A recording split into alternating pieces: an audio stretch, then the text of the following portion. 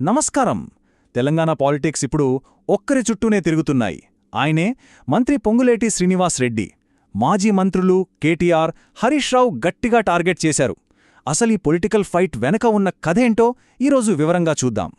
సాధారణంగా రాజకీయాల్లో ఆరోపణలు వస్తుంటాయి, పోతుంటాయి కదా. కొన్ని రోజులు హాట్ టాపిక్గా ఉండి ఆ తర్వాత అందరూ మర్చిపోతారు. కానీ పొంగులేటి ఇష్యూ అలా కాదు, రోజురోజుకి సీరియస్ అవుతుంది. ఎందుకంటే ఇది పొలిటికల్ ఫైట్లా మొదలయ్యి ఇప్పుడు పర్సనల్ అటాక్స్ దాకా, ఏకంగా మంత్రి ఫ్యామిలీ మెంబర్స్ దాకా వెళ్ళిపోయింది. సరే, ఇంత పెద్ద వివాదం అసలు ఎక్కడ మొదలైంది? బీఆర్ఎస్ పార్టీ ఎక్కుపెట్టిన మొట్టమొదటి అస్త్రం అక్రమ మైనింగ్ ఆరోపణలు. నేరుగా మంత్రి పొంగులేటికి చెందిన రాఘవ కన్స్ట్రక్షన్స్ అనే కంపెనీని టార్గెట్ చేశారు. ఇక్కడ ఇంట్రెస్టింగ్ పాయింట్ ఏంటంటే, హరీష్ రావు గారు ఊరికి ఆరోపణలు చేయలేదు, ఏకంగా అసెంబ్లీలోనే కొన్ని పేపర్లు చేతిలో పట్టుకుని చూపించారు. మీ డిపార్ట్మెంట్ రికార్డ్సే ఇవి, చూసుకోండి అంటూ. పేదవాడికి ఒక న్యాయం, ఈ రాఘవ కన్స్ట్రక్షన్స్కి ఇంకో న్యాయమా అని ప్రభుత్వాన్ని సూటిగా ప్రశ్నించారు. బీఆర్ఎస్ చేస్తున్న ప్రధాన ఆరోపణలేంటో చూద్దాం.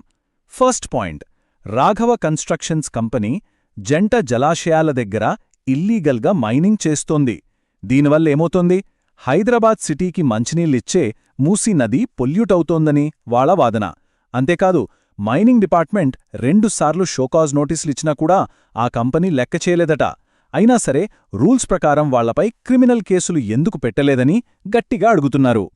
ఈ మైనింగ్ గొడవ జరుగుతుండగానే బీఆర్ఎస్ ఇంకో అడుగు ముందుకేసింది. తమ దాడిని నెక్స్ట్ లెవెల్కి తీసుకెళ్ళింది. ఈసారి ఆరోపణలు ఇంకా సీరియస్. మైనింగ్ నుంచి ఫోకస్ మొత్తం ఇప్పుడు ల్యాండ్ గ్రాబింగ్, అంటే భూకబ్జాల వైపు షిఫ్ట్ అయిందన్నమాట. కేటీఆర్ అయితే చాలా ఘాటైన పదాలు వాడారు.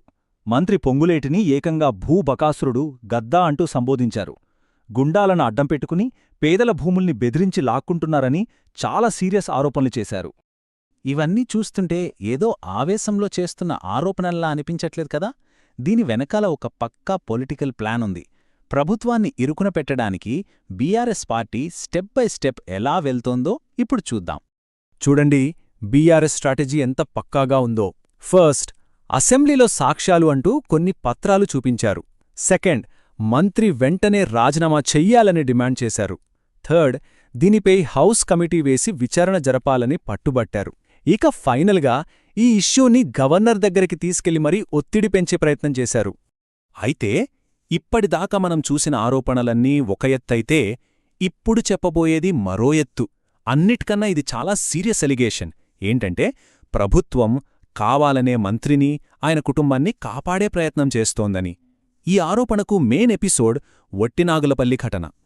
సో బీఆర్ఎస్ సూటిగా అడుగుతున్న ప్రశ్న ఒక్కటే, అధికార పార్టీ వాళ్లైతే రూల్స్ వర్తించవా? వాళ్లని కాపాడుకుంటారా? చట్టం అందరికీ ఒకేలా ఉండదా అని ప్రభుత్వాన్ని నిలదీస్తున్నారు. వట్టినాగులపల్లిలో అసలు ఏం జరిగిందో స్టెప్ బై స్టెప్ చూద్దాం. పొంగులేటి కొడుకు హర్ష పార్ట్నర్గా ఉన్న న్యూజెన్ అనే కంపెనీ షా అనే ఫ్యామిలీకి చెందిన భూమిని కబ్జా చేయడానికి చూసిందని ఆరోపణ.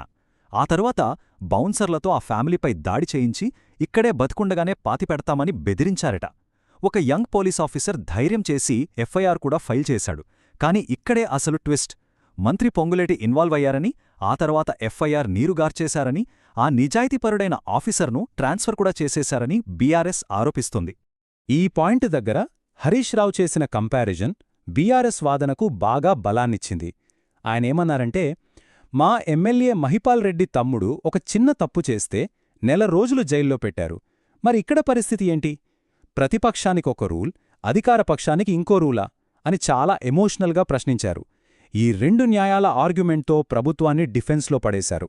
ఈ వివాదం ఇంత పెద్దది అవ్వడానికి ఇంకో ముఖ్య కారణముంది, అదే డబ్బు.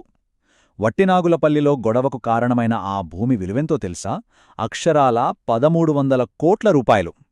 ఇంత భారీ మొత్తం ఇన్వాల్వ్ అవ్వడంతో సహజంగానే ఈ ఆరోపణల తీవ్రత కూడా ఆ రేంజ్లోనే ఉంది.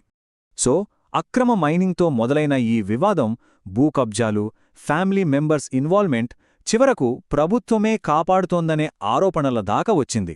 ఇది ఇప్పుడు అధికార కాంగ్రెస్ పార్టీకి ఒక పెద్ద సవాలుగా మారింది. బీఆర్ఎస్ రాజకీయంగా లబ్ధి పొందాలని చూస్తున్నా వాడు సంధిస్తున్న ఒకే ఒక్క ప్రశ్న మాత్రం చాలా కీలకమైంది. అధికారం ఎవరి చేతిలో ఉన్నా చట్టం ముందు అందరూ సమానమేనా కాదా?